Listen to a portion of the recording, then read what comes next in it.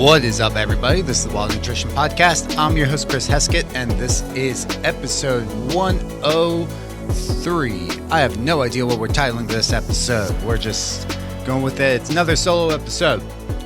So today, we're going to be talking a little bit more about being scared of foods. Again, I'm not sure exactly what the title is going to be for this, but it's something going to be like seed oils and sugar, something like that, of the unnecessary fear-mongering, being worried about things, but kind of like worrying about small things that don't matter that much.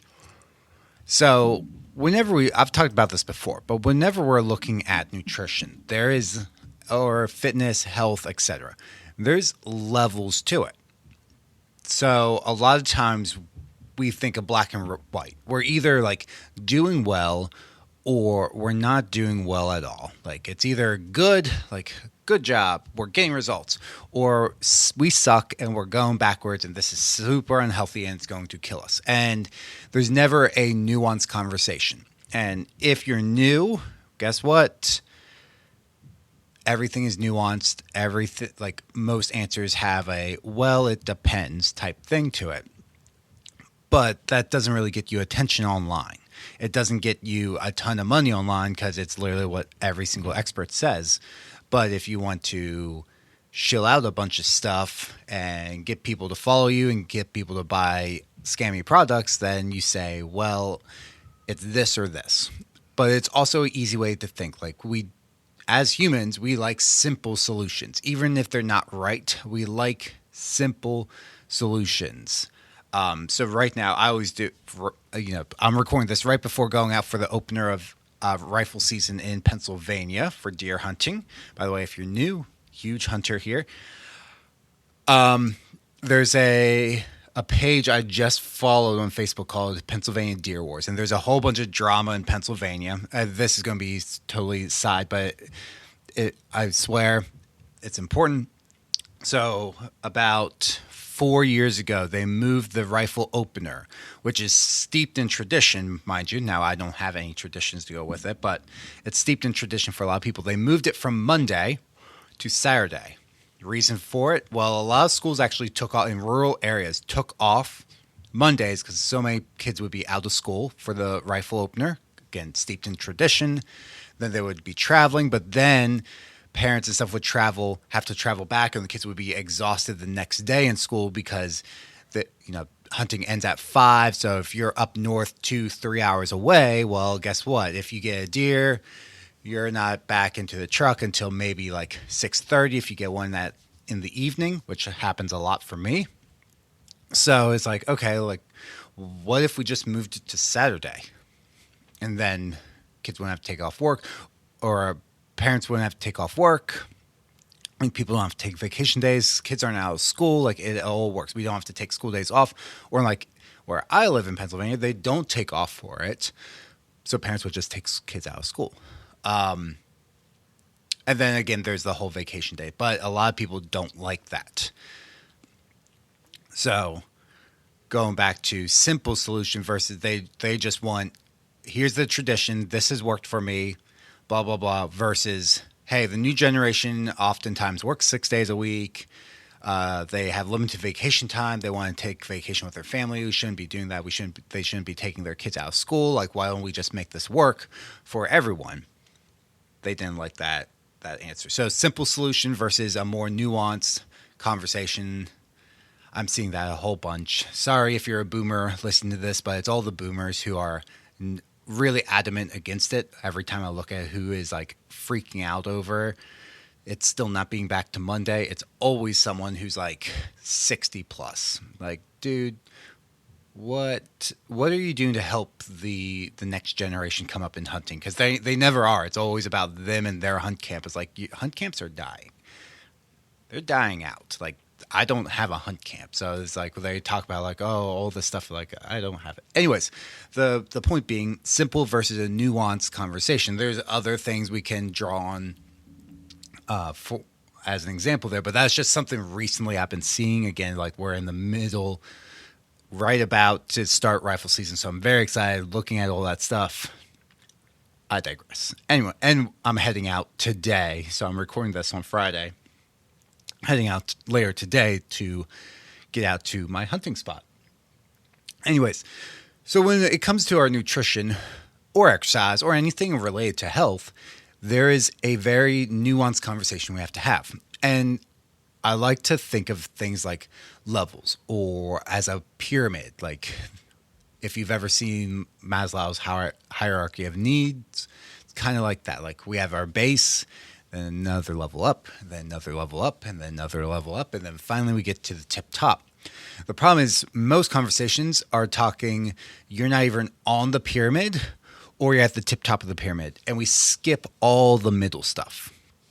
And for a lot of people, maybe you listening, you don't necessarily have to get at the top, or you don't have to be at the top of the pyramid all the fucking time. So we see things like food dyes, additives, and other things being promoted online as being like super toxic or this or that or this. One of the I forget which creator, but he has zero background. They always have business backgrounds. It's always funny to see that. So if like Bobby and this other guy, he kind of looks like Bobby, but not really. They have like degrees in business, never nutrition. It's always like business, and then they're always selling something. Not that there's anything wrong with selling, but it's like you sell off of fear, not sell off of like I'm trying to help people's lives. So the thing was Pedialyte. And he's like, I can't believe that they put food coloring in this. This is so toxic. This will kill. It's like Pedialyte isn't meant to be drank every single day. Pedialyte is meant to have something that tastes good that will hydrate children when they're very dehydrated, and if they don't get fluids in, they could be hospitalized. Like that's the situation to use Pedialyte. Like they're sick, and you know what helps your kid drink something? When it's colored a pretty color, when it tastes good. It's an emergency thing to help hydrate them, give them some calories, make sure that they don't go to the hospital or worse. That's what it's for. It's not to be like, oh, well, I'm going to just pour myself a glass of Pedialyte. Like, it's not meant for that. And if you use it, same thing with Gatorade. Like Gatorade, Powerade, those things, they're meant to hydrate quickly, taste decent, but they're not meant for like, oh, okay, I'm sitting down for my office job. Let me like drink this Gator. Like they're not meant for that. So you have to realize what some of these foods are for. Same thing with some protein bars where the creators will be like, oh, don't eat this. Well, it depends on what these foods are designed for. And there are foods that are like just snacky foods that aren't great for your health. But at the same time, we always think of things as either black or white. It's either good or bad, but there's never really like a continuum. And that's reality of what most foods are. There's a continuum between health promoting, neutral, and maybe slightly negative to your health. So an example I give here is like all the way on like health promoting. We're going to talk like kale. Actually, I had someone like, we'll get to this a little bit, but they argued with me on that because oxalates. Kale. We have maybe sockeye salmon, liver, egg yolks, like health promoting. Then in the middle, we have like neutral foods. Like they don't really help us, but they're not going to hurt us at any capacity. And then on all the way to the left, we have things that are actually negative to our health. And the only thing that really goes there is alcohol. Like actually negative. Research has shown time and time again to be negative to our health.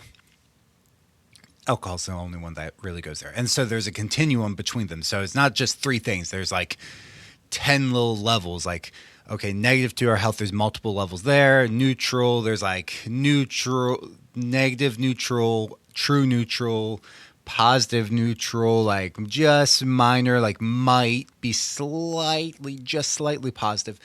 And then there's like levels of like health promoting. All the way up. So that's the nuance conversation you have to have when it comes to food. And the goal is to balance it out to be on the side of health promoting. Like 80 to 90% of the time, we're eating foods that are on the health promoting side and not necessarily on like the neutral side or the health, negative health side, like not promoting health. And that's how we want to look at things, not good or bad. It's, hey, does this fit into my plan? And ultimately coming down to, is it actually going to be all that terrible for me? Like if I just have this once in a while, this food I love, this food I crave, is it actually all that bad? And when it comes to food dyes, additives, and things, Red 40 gets a lot of hate. What you have to realize with many of these things that sometimes this information comes out that it's negative. You have to look at who the population is that it negatively affects. For example, Red 40 tends to be people who are already with ADD or ADHD, I believe. So unless you have those issues, it's not necessarily going to be negative. And then people will be like, well, this is banned in Europe. But then they don't realize like Europeans will use 6 different food dyes that are banned here in the US for negative health outcomes. So ultimately, if you want to avoid all of this, just eat, minimally processed foods, but that gets boring.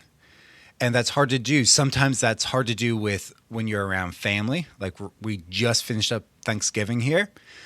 Those of you who listen from Europe or Canada, obviously the American Thanksgiving, big holiday here.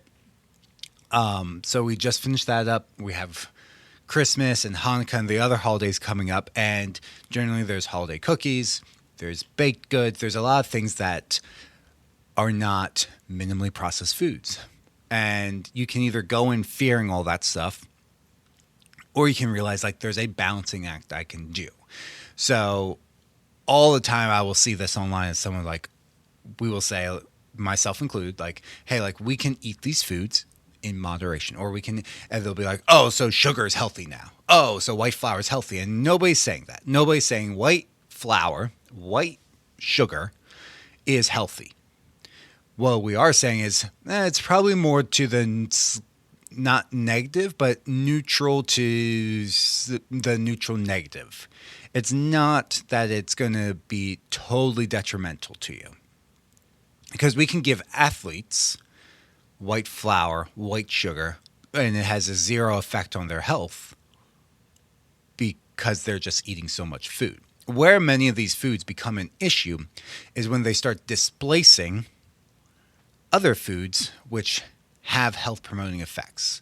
So if you were to say take whole grain bread out, say you're in dieting phase where you're eating fewer calories, therefore every calorie does actually, like, we need to eat mostly minimally processed foods to make sure we're getting all the micronutrients and fiber and everything else into your diet. So if you displace it going whole grain bread to white bread, or having something that is fruit to pure like white sugar, then yes, that's going to be more negative to your health. But if we go into a maintenance phase where we're having more calories, or even where we're training for something, I currently have a client who's training for a half marathon. And myself, I've trained for like bulking phases when training for bodybuilding or just trying to put on muscle mass. I've had other clients where we go into a slight calorie surplus. You're eating so much food that sometimes it's hard to eat just minimally processed foods, or it doesn't matter that much because you're getting all the vitamins and minerals you need, that it doesn't matter that you're having, say, a good chunk of calories, like 500 calories from processed sources. This is something that is hard for parents, especially if you've been wrapped up in diet culture, to get their head around when they have teenage athletes. The teenage athlete might be eating 3, 4, 5,000 calories. When it comes to minimum, like processed foods, a lot of them are fortified, or a lot of them still just have some vitamins and minerals in there, but they're eating such a quantity that they hit all their vitamin and mineral goals. You, on the other hand, a mom who's 45, eating 1,500 calories, are going to have a harder time hitting your vitamin, mineral, your micronutrient goals eating that way. So it's a different phase. It's a more nuanced conversation, and this is where the black and white, good, bad, doesn't really hold up, because we can see people who do eat more of those foods in certain phases, it's fine. But in the dieting phase, it's going to be much harder to diet because you're going to digest those quicker. They're not as filling, so you're more likely to fall off, and therefore it's harder to stay on a diet. They also take less energy to digest, so you actually absorb net more calories by eating them than you do minimally processed foods. So yeah, during a dieting phase, we need to limit them, but during other phases, maintenance phase, training phases, bulking phases, muscle building phases, basically the same thing as bulking, you can get away with eating more of those because you have more calories. So when we have to look at it like that, and we can't be scared of all foods. Now, I'm still an advocate, no matter what phase you're in, 80-20 rule, 90-10 rule. And it comes down like looking at seed oils, sugar, and many of these other topics out there. You don't have to eat them. I'm not saying, oh, you must eat these foods. You don't have to. You can do whatever you want. The point is not being scared of it. Like, I choose to limit my seed oil consumption. If we do eat seed oil, it's canola, and people will be like, oh my God, can you believe canola? That is just as bad as... No, it's not. When you look at the omega-3, omega-6 ratio, it's actually better than soybean or corn oil. What we should probably avoid the most is soybean and corn oil, in my opinion. But you don't need to be as scared of seed oils as many people make out. And this is coming from someone who's like, well, you must avoid all seed oils. You don't need to. You can if you choose to. That's fine. But if I'm not going to freak out by having a donut that I want, going out someplace, getting something that might have a little bit in it. I'll just choose at home. We don't really cook with it.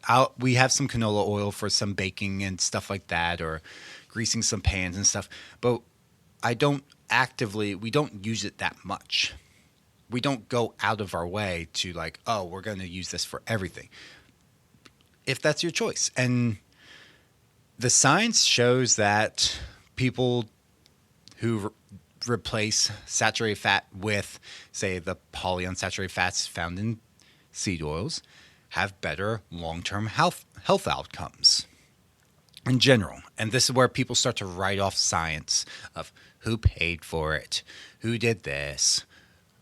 This was bad science. So we can't just write off science. Like, when science is done, we can't just write it off, because yes, you can statistically show whatever you want. And we've seen this with some of the studies done on soda, like added calories there. So studies funded by soda companies tend to show that sodas don't really affect weight. But when they're done independently and get independent funding, they show that they do tend to increase weight. That's fine. The problem is that's found in the results. So if you're adding calories into someone's diet, or the study's done in a way that isn't well done, then it's not a good study. Or it's still might show the results, but they can manipulate the statistics to be like, well, it wasn't statistically significant. And that's something you should be like, look out for that term when you're like, something's fishy about the study. This was statistically significant, or this wasn't statistically significant.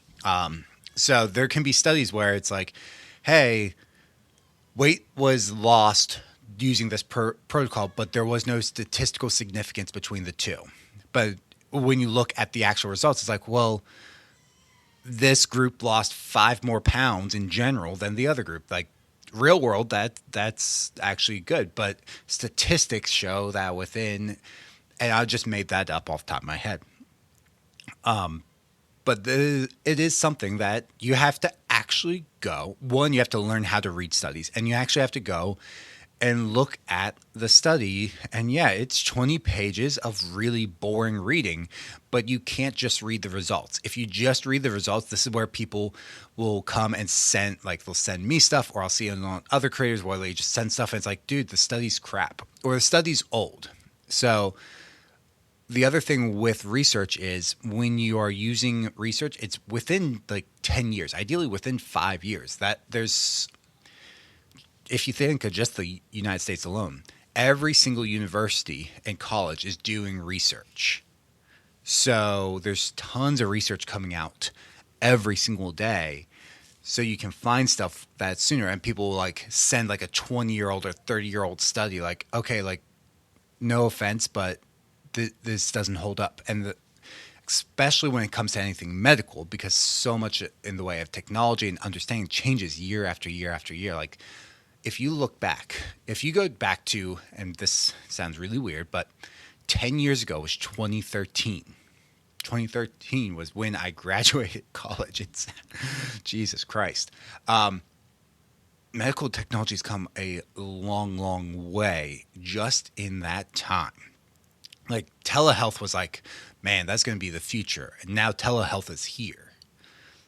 That's just an example. And there's so many other things that have changed in those 10 years because there's new research coming out all the time. Like, we didn't have all the injectable weight loss medications back then.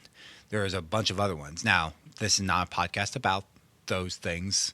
They have a time and place, but my only thing should be that they're used as a last resort. But yeah, those didn't exist, and now you see those everywhere. And that's just one aspect, one thing. We had new hormones found out just like a couple years ago. There's new hormones found in the human body that we have like no idea what they do, but they're there. So it is a interesting, like, things are changing all the time. So you can't just look back at like this research was done on. We can use it for historical context. We can do that. For example, the 7-country study is a great example. I forget the author of that. We can look back at historical context because that kind of led us down that low-fat route, high-carb route with the food pyramid and stuff. But then when you actually look, it should have been called the 21 country study, but because the other countries didn't have the same diet that the person went into science. So this is an example of bad science. They were trying to confirm their bias. So they removed anything that didn't confirm their bias. So they only picked 7 countries, which had the same diet style that confirmed the bias of the high carb, low fat diet is the appropriate diet for the human body. And so the other countries, which were like lower or moderate carbohydrate intake, were removed. It's like, oh, well, that's a bad study. So that's something where you have to come in. You have to look at who is funding the study, but that doesn't matter that much because the results will be the results. You can look at study design. Was it good? Was it not? And you can look at the actual results, not just read the abstract, and see, did the study actually produce results, and what was the confirmation there? Like what happened? Because authors will have to write conflicts of interest. They have to show who funded it. But everyone's like, if it doesn't confirm, so again, the big things here are the extremes in the community, in the nutrition world. The carnivore and the vegan communities are the 2 extremes out there. If a study doesn't confirm it, then it was written by big meat, big pharma, big veg, or the seed oil company. Like there's so many different, like you can just write it. You have to look at the study because even the studies funded by, say, soda, probably what we would find would be people would gain weight, but it didn't matter whether it was soda or not because of decreased activity level, increased processed foods. Probably what they said was soda itself didn't matter.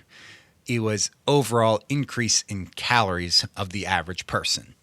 That's probably what it said.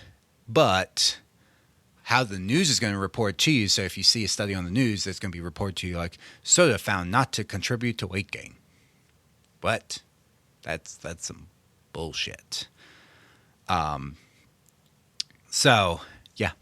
I'm not sure where to go from here. Well, choose. So, who to follow and what to believe. So, I said earlier, actually, about the kale being health promoting, and someone came in with the oxalate thing, like, oh my god, that's oxalates. And I saw on another creator, she posted that she's left the carnivore community and she's gone eating more of other things, and someone goes down and is like, well, watch out for the oxalates. I'm like, what the fuck? And then she did all these other people, and there's people out there full on like writing books and stuff of saying like oxalates are the hidden thing destroying people's health. I'm like, dude, kale and chard have been a staple in Italian cooking for hundreds of years, and nobody had issues with oxalates. What is the big thing with like oxalates are destroying people's health? I don't fucking understand it. And that is stuff that's causing people to fear food of like, hey, like oxalates are an issue. And oxalates are only an issue if you have a predisposition to forming like kidney stones and stuff. But even then, the oxalates you get in food tend not to be absorbed. That's why they bind up to minerals, and you don't absorb the minerals. You don't absorb them. They don't even pass you poop them out. So the thing is like, oh, well, it'll bind up and then it'll end up in your kidneys. You'll form kidney stones. No. You poop them out. Like some people will absorb it, but there's a genetic aspect to it. And these foods that are high in oxalates, like spinach and kale, they are also high in lots of vitamins and minerals. Now, you can cook in certain ways to help reduce the oxalate amount, but oxalates are going to bind minerals, not the vitamins. Keep that in mind. So you can eat these foods. And if the foods high in oxalates don't make you feel good, then don't eat them. I'm not saying you have to eat them. I'm not saying you can't eat them. Notice how your body responds, and also notice how your body responds over time too. Because if you're on a health journey right now and you have to repair your gut some, you have to reduce inflammation, and you have to, as we change our diet, our gut microbiome also changes over time. So as those changes happen, you might find that foods you could eat, you can't eat anymore, and foods that you couldn't eat, you now can eat.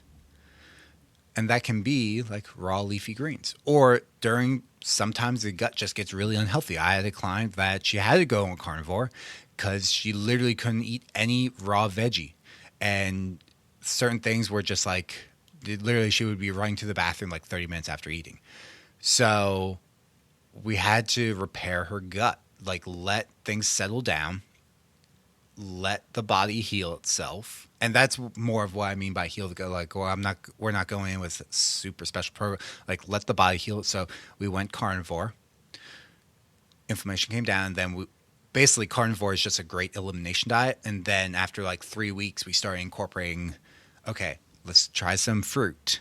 Let's try some dairy. Let's try some like white rice. And then some whole grains, and then some cooked veggies and some raw veggies. Like this was weeks and weeks and weeks and weeks.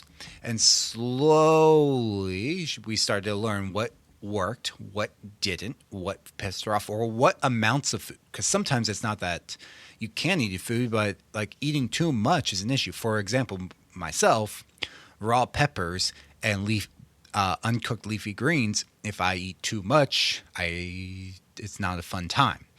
But I can still eat them, just not in massive quantities. Like I can't do 2 salads a day. I can't do a massive salad every single day. I can do a small salad every single day with like dinner or at lunch. Usually it's dinner. Or with peppers, like we can do peppers like every other day or something. But if we're eating them every single day, that becomes an issue. So I don't usually meal prep with peppers because it tends not to agree with me over the long run. So going back to the oxalate thing, like that's just fear mongering. You don't need to worry about it. It is wasting people's time just trying to sell them something, and then people are avoiding very nutritious foods that they may like. Personally, I like kale this time of year when it actually tastes better. So if you've tried kale, but it was like middle of summer, like July, and you're like, oh, kale is terrible. One, don't eat kale raw.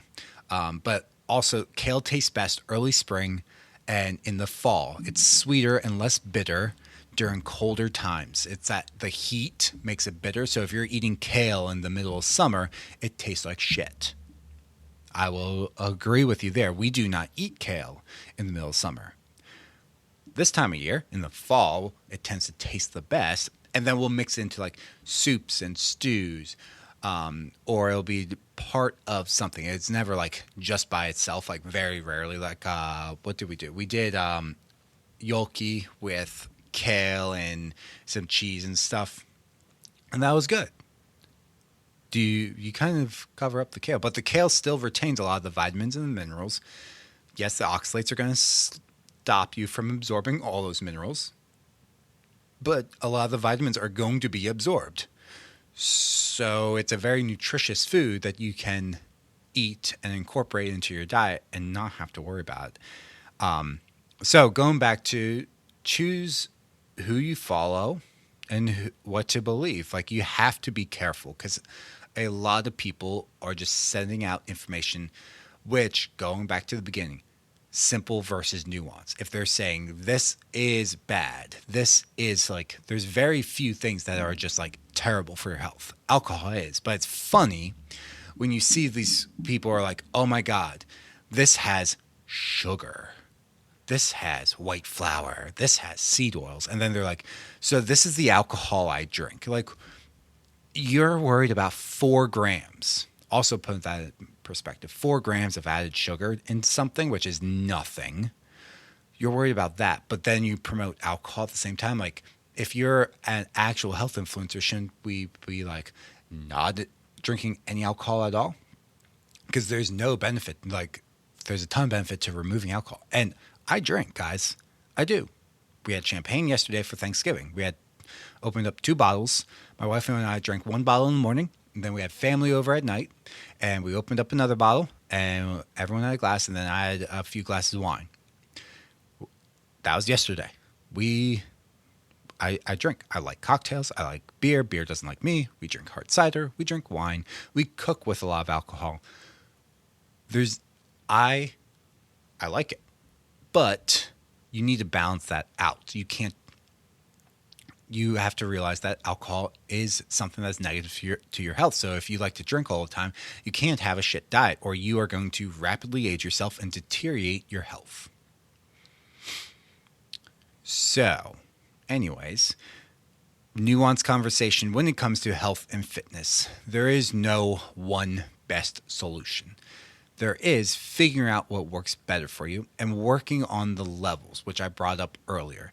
So if you are not even on that pyramid I talked about earlier and you just make small changes, people online will be like, that's not enough, or do better, which doesn't help anyone. But what should be happening is, hey, you've made some changes to your diet. You've added veggies. You've added some lean protein. Congratulations. You're going to start seeing results. Maybe not as fast as you'd like, but you are. You've went from not working out at all to getting steps in. Like, congratulations. We are making progress towards your goal.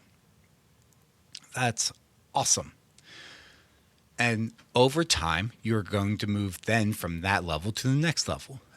And then over time, from that level to the next level. And you're going to level up over time. You do not have to like overhaul everything. You can just slowly make those improvements over time. And that's how sustainability is built. Because so often I will see people be like, we're cutting out alcohol. We're doing this. We're doing that. We're cutting out all sugar. We're cutting out all food dyes. And then in 6 months, you see them and they're like, oh, I just gave in. I don't know why, but we need to cut it out again. Like, maybe we start slower And maybe like you just try to not buy cookies or you buy less.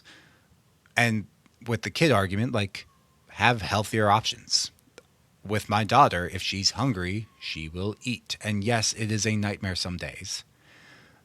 But you can have healthier snacks on hand. She loves fruit. Most kids will eat fruit. Guess what? There's their snack. You can have other things in the house that, we have like Fig Newtons and some other like the Annie's like graham crackers and stuff like that for my daughter. Like if she's hungry, she will eat. But if she's just throwing a fit, like, okay, well, you're just not going to eat then. And guess what? 10, 15 minutes later, she tends to come around and start eating. So the argument with kids is like, oh, well, it's just too hard with them. They don't eat anything. They're picky eaters. If they're hungry, they'll eat. They become way less picky when they're hungry. And my parents did this with me. And we do it with my daughter. Sometimes they're not hungry. But I'm going to leave. So one last thing we're going to leave with scared of foods. I'm not saying eat sugar and white flour and all these things in mass quantities. My daughter yesterday, holiday, Thanksgiving, was a nightmare at the end of the night. Why? She had too much sugar. We start every Thanksgiving. We have a charcuterie board. So my daughter, we gave our daughter some, and she ate it, but she licked like all the jam off of the crackers we gave her because we get like these nicer jams and stuff. She did eat the cheese. She ate meats and stuff, but she got that sugar in. Then she had some apple cider, watered down, but still sugar. Then we went over to family's place for Thanksgiving, basically lunch. I'm not ever going to call it dinner. It's at 12:30. So there, people started giving her. She had a cookie, but then people gave her whipped cream from the pumpkin pie, and then bites of pumpkin pie. And this is hard to talk to like the older generation, but they're like, "Oh, I only gave her a few bites. I'm like, you're 200 pounds. She's 30 pounds. Those few bites are an adult serving, but it's like they can't grasp like, oh, it's not that much for you as an adult, but as a child who's 30 pounds, that's a lot. And then she was a absolute like hopped sugar high, going through the crashes, refused to nap, all that stuff, just a nightmare for literally the rest of the night. And then like tired but refused to go down to sleep because she's all worked out, like nightmare.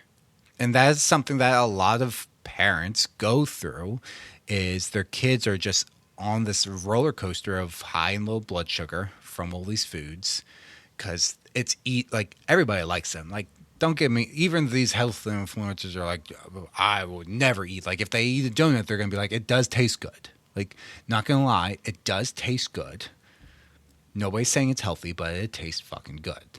So it's easy to give kids those things, the kids menu type foods, and be like, okay, they're full, they're quiet, whatever. I don't have to deal with it. But then you get the chaos that comes with them just being a little nightmare.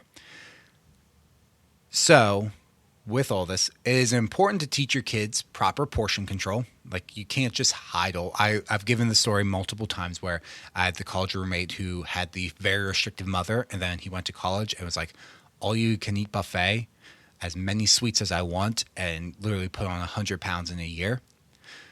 Not healthy weight. You need to gain some weight, but not 100 pounds, and then continue to gain weight over and over time. We went from like 130 to over 300 pounds by the time we graduated. So not good. That's not healthy. You have to teach them how to moderate. But part of that is they're going to always want that. They're always going to push your buttons. Say, no, if I act up, I get food. Like 1 + 1 = 2. I act up, I can get this. I don't eat, I will get X. So if they are hungry, they will eat whatever is in front of them. They might be picky. which is fine. So we will make sure that our diet at least tries things, and then we might break out applesauce or something else to have quick on hand. Like, okay, we also don't want her like getting hungry in the middle of the night and waking us up. So there's also the backup plan of like, okay, we have some quick things. Like, you have to try your food, give it time, and then by the time we're finishing up dinner, we'll break out like applesauce or fruit or something else to just like top off that tank, or maybe heat something up that's leftover wise just to top her off to make sure that she's actually full and isn't going to wake up at night and gets enough calories in. But that's it for today, guys. So hopefully this was helpful. This is a little bit more mindset and about nutrition related, but hopefully this was helpful to you. As always, make sure to comment, leave a review, as that is always helpful. And yeah. So also down below is the Black Friday giveaway from LWA. So that's still going on. So we have 3 guides down below. We have a workout program done for you with workout videos and everything else. You just click the exercise. It pops up an instructional video for you. There's a nutrition guide to help you put together a diet program. So if you're like, okay, great, Chris, this was helpful for my mindset, but what the fuck do I actually eat?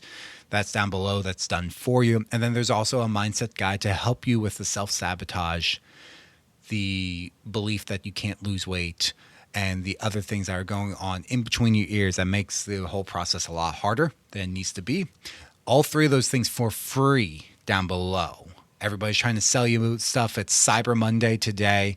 Everyone's trying to sell you things. You're getting blasted with Amazon, Temu, Target, Walmart, Zales. I don't know what the fuck else. Everybody's blasting sales. So we're like, you're probably like tired of like spending money. Why don't we give you something free? So down below is a free guide to help you out with that. Make sure to grab it because it won't be free forever. So go ahead, get that downloaded, even if you're not going to use it now.